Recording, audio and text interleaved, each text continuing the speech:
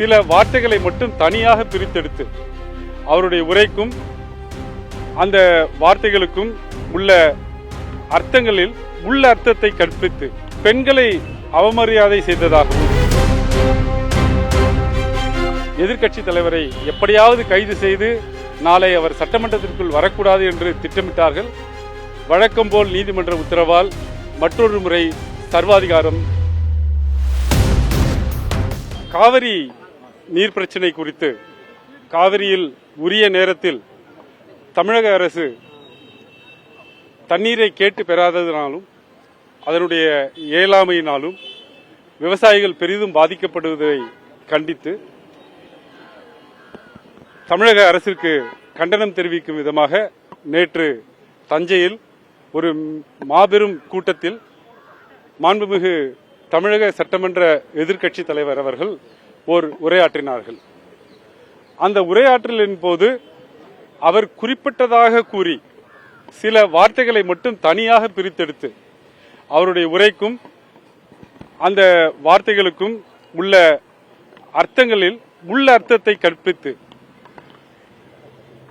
தமிழக வெற்றி கழகத்தை சார்ந்த ஒரு நபர் பெண்களை அவமரியாதை செய்ததாகவும் மற்றும் பல்வேறு குற்றப்பிரிவுகளின் கீழ் நேற்று இரவே முதல் தகவல் அறிக்கையை பதிவு செய்து இன்று காலை சுமார் 8:30 மணி அளவில் தஞ்சாவூர் போலீசார் எதிர்க்கட்சி தலைவர் அவர்களை கைது செய்ய வந்திருந்தார்கள்.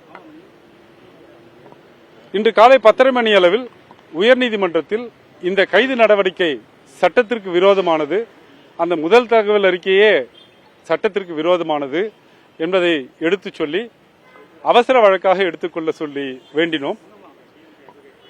அதை கருத்தில் எடுத்துக்கொண்ட மாண்புமிகு உயர்நீதிமன்றம் மதிய உணவு இடைவேளைக்கு முன்பாக எடுத்துக்கொள்வதாக சொல்லியிருந்தார்.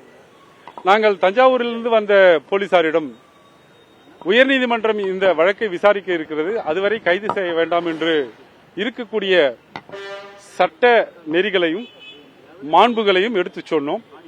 அதை எடுத்துக்கொள்ளாத தஞ்சாவூர் போலீசார் வலுக்கட்டாயமாக எதிர்க்கட்சி தலைவர் அவர்களை கைது செய்து அழைத்துச் சென்றார்கள். இந்த வழக்கு 2:15 மணிக்கு எடுத்துக் கொள்ளப்பட்டது. மதியம் ஒரு மணி அளவில் விசாரணைக்கு எடுத்துக் கொள்ளப்பட்ட போது அரசு தரப்பில் எதிர்க்கட்சி தலைவர் அவர்கள் ஏற்கனவே கைது செய்யப்பட்டு விட்டார், அதனால் முன்ஜாமீன் நிலைக்கத்தக்கதல்ல என்று வாதாடினார்கள். நாங்கள் சென்னை உயர்நீதிமன்றம் எப்படியெல்லாம் மனித உரிமைகளை காக்கக்கூடிய நீதிமன்றம் என்பதை எடுத்துச் சொல்லி சில நிகழ்வுகளில் காவல்துறையினுடைய அத்துமீறல் அப்பட்டமாக தெரியும் போது, வெளிப்படையாக தெரியும் போது கைது செய்திருந்தாலும் கூட மேஜிஸ்ட்ரேட்டிடம் கொண்டு சென்று ரிமாண்ட் செய்யக்கூடாது என்று பல இடைக்கால உத்தரவுகளை இந்த சென்னை உயர்நீதிமன்றம் வழங்கி இருக்கிறது. அவற்றை எடுத்து காட்டினோம். அப்போது மாண்புமிகு உயர்நீதிமன்றம், இந்த நீதிமன்றம் சென்னை உயர்நீதிமன்றம் இது போன்ற வழக்குகளில் இடைக்கால உத்தரவுகளை கொடுத்திருக்கிறது, இதனுடைய விரிவான விசாரணையை 2:15 மணிக்கு கேட்கிறேன் என்று சொன்னார்கள்.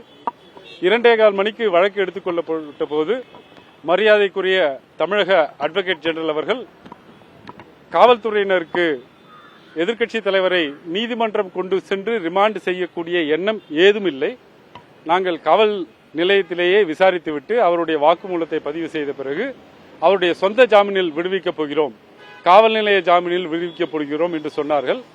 அதை குறித்துக் கொண்டு சென்னை உயர்நீதிமன்றம் உத்தரவு பிறப்பித்தார்கள்.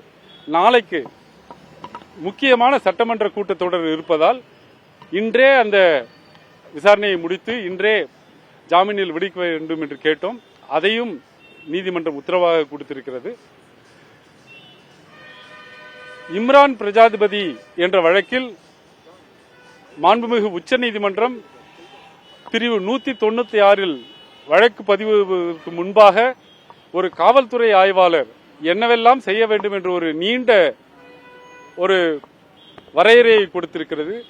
அந்த வரையறையை தெரியாமல், தெரிந்தும் புரியாமல், புரிந்தும் அதை உள்நோக்கத்தோடு காவல்துறை பின்பற்றாமல் இந்த வழக்கை பதிவு செய்து எதிர்க்கட்சி தலைவரை எப்படியாவது கைது செய்து நாளை அவர் சட்டமன்றத்திற்குள் வரக்கூடாது என்று திட்டமிட்டார்கள்.